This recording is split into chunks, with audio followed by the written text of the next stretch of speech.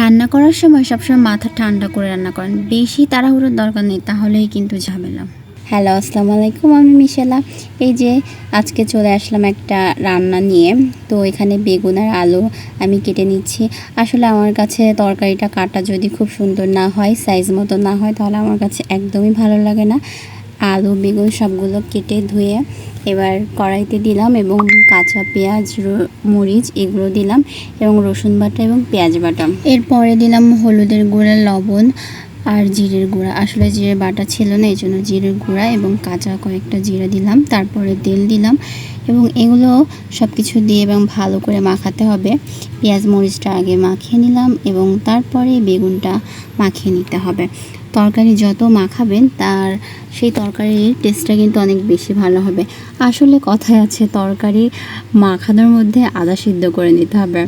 তো এই যে ট্যাংরা মাছগুলো দিয়ে দিলাম। আজকে এই তরকারিটা আমি ট্যাংরা মাছ দিয়ে রান্না করব, চচ্চড়ি করব। তো এই যে মাখামাখির পর্ব প্রায় শেষ, এবার পানি দিয়ে দিব। আর এই তরকারিতে কিন্তু বেশি পানি দেওয়া যাবে না, চচ্চড়িতে একদমই কম। আর কি হাত ধোয়া পানিটাই দিতে হবে। আর যদি আপনি হালকা একটু মাখো মাখো ঝোল করতে চান তাহলে আর একটু পানি দিতে হবে। এই যে আমি যেরকম দিয়েছি, আমি একদম শুকনো চচ্চড়ি করব না, একটু মাখো মাখো চচ্চড়িটা হবে। তো এই যে কমপ্লিট। এবার চুলোয় দিয়ে দিলাম, চুলোয় ছিলই তো এই যে জাল দিয়ে দিয়েছি। তারপরে তরকারিটা রান্না হচ্ছে, ঢেকে দিলাম। কিছুক্ষণ পর ঢাকনা উঠিয়ে এই যে নাড়াচাড়া করে দিচ্ছি। সবসময় ট্রাই করি এই তরকারিটা একটু ঢেকে রান্না করতে। ঢেকে রান্না করলে না তরকারিটা একটু মাখো হয়, বেশ মজা হয় এই তরকারিটা খেতে। আর এই যে তরকারিটা হয়ে গেছে, এর উপরে আমি একটু জিরের গুঁড়া দিয়ে দিয়েছি, সেটা আর দেখাতে মনে ছিল না। এই যে তরকারি শেষ, রান্না কমপ্লিট, এখন খেতে হবে, খাওয়ার পালা।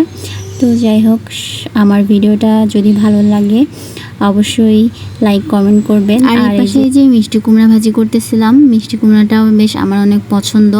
আয়াতো অনেক পছন্দ করে মিষ্টি কুমড়া ভাজি, তো এই জন্যই ওর জন্য মিষ্টি কুমড়া ভাজি করতেছিলাম।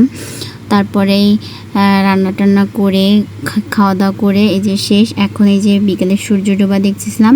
সবাই ভালো থাকবেন, আল্লাহ হাফেজ।